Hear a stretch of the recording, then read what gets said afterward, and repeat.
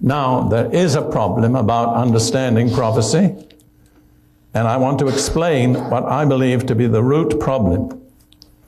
There's a verse in Deuteronomy 29, verse 29, in which Moses tells Israel this. That's Deuteronomy 29, 29. The secret things belong to the Lord our God, but those things which are revealed belong to us and to our children forever, that we may do all the words of this law. So Moses says there are two kinds of things in the Word of God.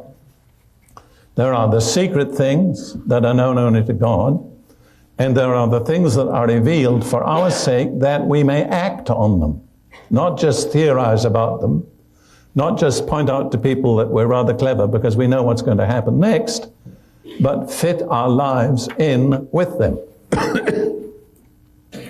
Now, I believe the main problem with interpreters of prophecy is that they're busy with the secret things and they ignore the revealed things. Like whenever I give a talk on prophecy, somebody will come up to me at the end and say, pre, mid, or post. You know what that is, don't you? Is the rapture going to take place at the beginning of the tribulation, in the middle of the tribulation, or at the end? And I always answer, I don't know. I think that's a secret thing. I don't believe God has fully revealed those details because he's a battle strategist and he's not going to reveal his battle strategy to his enemy. But the problem with those people is that the things that are revealed, they're not doing much about. For me, one clear scripture revealed is Matthew 24:14.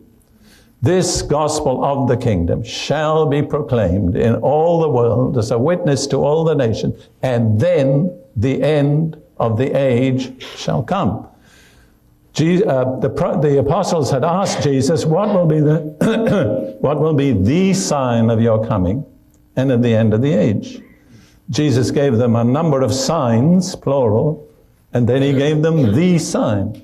Matthew 24:14. This gospel of the kingdom shall be proclaimed in all the world as a witness to all the nations, and then the end will come. This is the final decisive sign of the end of the age. But the problem is, many of these people who are so occupied with prophecy are doing nothing about getting the gospel proclaimed in all the world to all nations.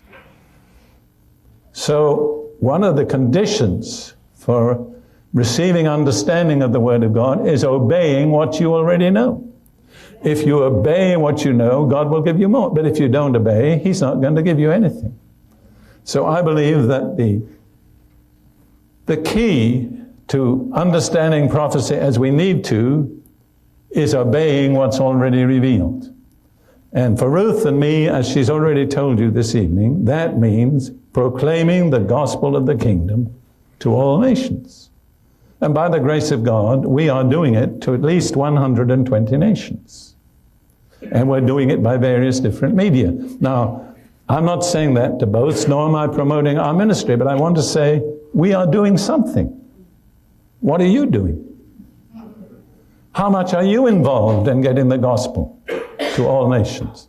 And I pointed out earlier in this series, Paul says in Romans 11:25, when the full number of the Gentiles has come in, then all Israel will be saved. If you want to see all Israel saved, then get busy bringing in the full number of the Gentiles. Because all Israel will not be saved until that has happened. So what I'm saying is, the Bible makes sense to those who obey what is clearly revealed. Let's bother about the things we don't understand. Let's not try to pry God's secrets out of him, but let's act on what we know. And as we act, my experience is God will give you further understanding as you need it. But if you don't obey what you already know, don't expect God to give you further understanding. He won't do that.